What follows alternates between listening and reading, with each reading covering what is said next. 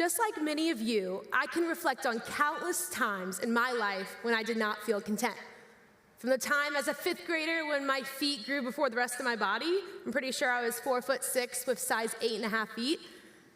I remember shoe shopping with my mom, looking down at my Donald Duck feet, very upset that there were no hot pink sneakers in my size, just weird flip-flop wedges like my mom wore. I remember moving into my first apartment post-grad and being so excited about how I decorated that apartment. That was until I opened up Instagram and saw an influencer's apartment tour and saw her link her 10K bedroom furniture, and I was pretty discontent. Obviously, these are trivial examples of when I felt discontent, but I believe you and me both have countless moments when we have felt discontent. See, the thing about feeling discontent is it starts with us feeling like we do not have enough. Maybe we don't feel like we have enough money or a cool enough car. Maybe we don't think that we have cool enough relationships. Or maybe we don't even think our bodies are desirable enough.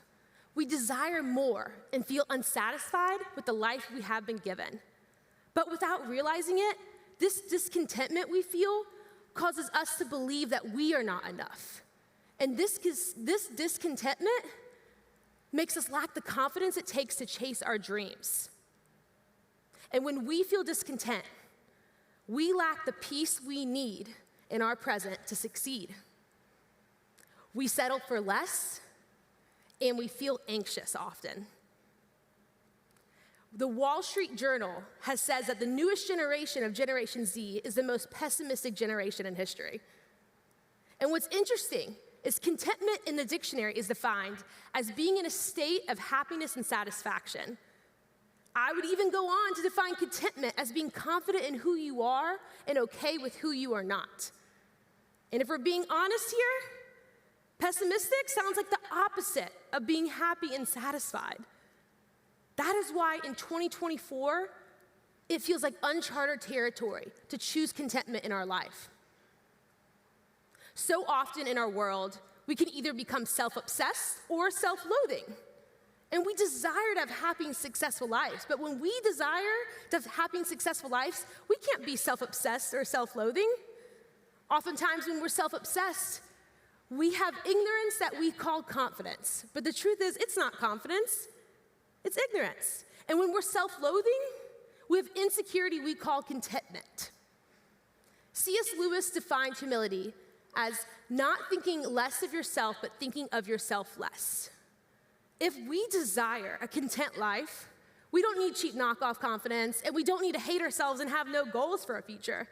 What we truly need is to be self-aware.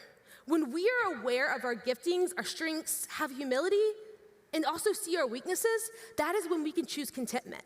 And this contentment helps us find peace in our present moments and purpose in our lives. And that sounds easy, right? But like I said earlier, in 2024, in the world of social media and living like we have something to prove, it can be harder than ever to choose contentment. And it is crucial, especially for you and I, to choose contentment in our relationships, in our career, and in our personal well-being. Oftentimes in our relationships, it can be very hard to choose contentment. PEW research has found that young adults today are more dissatisfied than ever when it comes to the dating scene. And I'm sure some of you know that to be true, right, young adults? The American Psychiatric Association has also found that in 2024, 30% of adults say that they are lonely every single week, and 10% of adults say they are lonely every single day.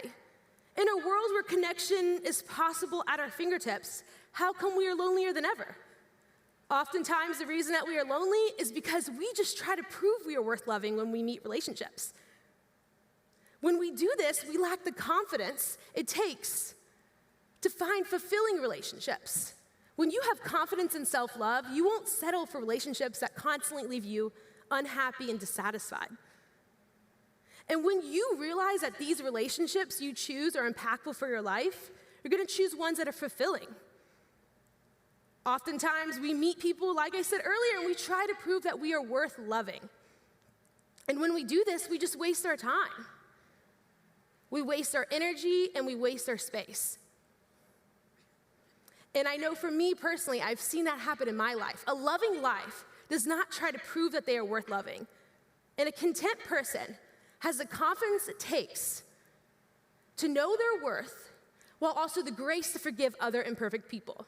And when you deal with other imperfect people who are your friends, your family, and your coworkers, you need to learn how to love radically and trust wisely.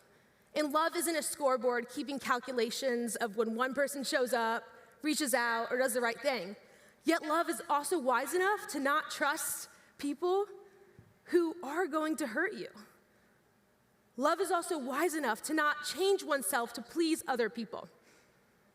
And if you live a loving and a content life, you will already know that you're worthy of love before you meet relationships. In our career, it can be harder than ever today to choose contentment. And oftentimes that's because we are showing up to our present task, dreading what we have to do today and awaiting what's next. I think there's an incorrect assumption that if you are content in your career, finances, and life, that means that you lack ambition, career, and goals. But the truth is, you cannot chase what's next in success if you don't first show up to your present placement well and execute the small things well. I'll never forget in 2020, I was laid off on a mass phone call, and I left the job feeling betrayed, hurt, and frustrated. And during that time, I knew in order to pay my bills, I was going to have to take on some side gigs, and it wasn't going to be the life I imagined. I had dreams of becoming a full-time author and speaker. And so I ended up taking a full-time nanny job during that time. And I remember at first being very annoyed because at 24, I thought I would be getting cute cocktails with my friends after work, having a cute big girl job, wearing a cute Banana Republic suit. And instead, I was wearing athleisure and playing freeze dance, red light, green light, and listening to Cocomelon. And it was frustrating at first. And I remember complaining to a friend about this and saying, this is not the life I imagined. I have dreams, I have goals. But then my friend told me, you being upset about this career won't change it. So finally, I changed my perspective. I tried to choose contentment, and I worked hard at finding joy in my pleasant placement. Was it a good thing for me to get laid off on a mass phone call? No. But was there joy and growth to be found in that time? Yes. So here are some of my favorite pictures from those days. And so what's cool is a job that I once was upset about ended up becoming a treasured memory. I didn't expect to be a nanny for 2.5 years, but I'm better for it, and I'm better at my job today because of it. And there's joy to be found there. See, a bad thing can become a good thing in your life if you make it a growing thing. The worst moment of your life, the hard relationship with your coworker, the hard layoff, the not so nice email chain with you and that one girl at work can all help you become better if you allow it to become a growing thing.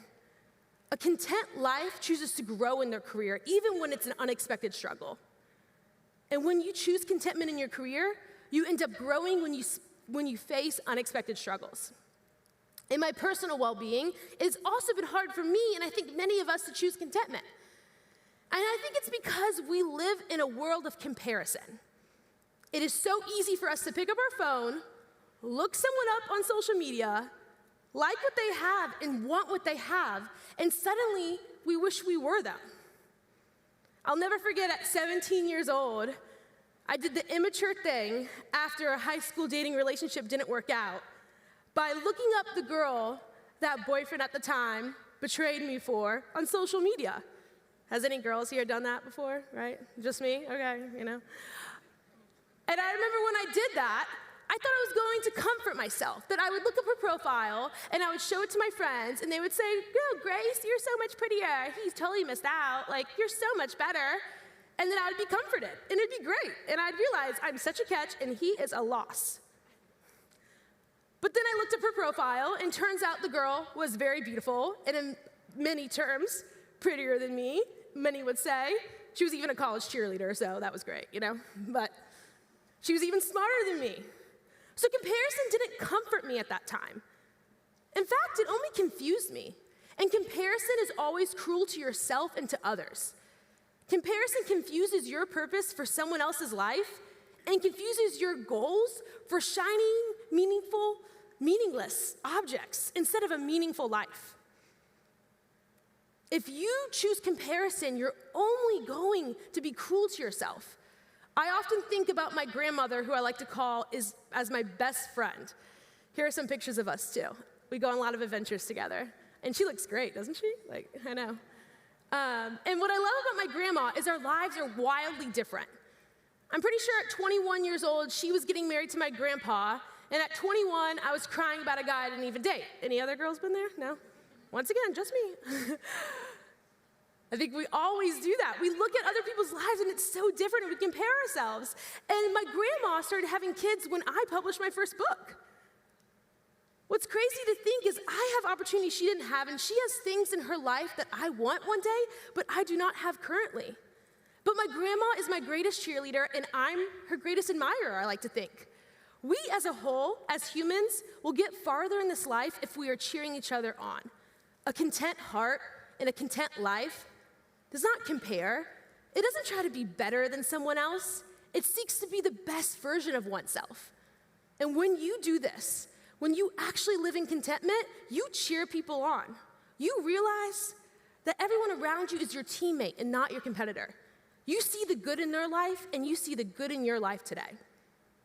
When I think back on all the moments as a young girl and young adult in this world, when I struggled with discontentment, insecurity, feeling like I wasn't enough, I can see that I missed out. I missed out on becoming better. I felt anxious, I felt overwhelmed, and I felt frustrated. But when I finally learned, and I grew, and I chose contentment, I was able to become the best version of myself and find success in my life. But for me, this also took understanding that contentment is a daily choice.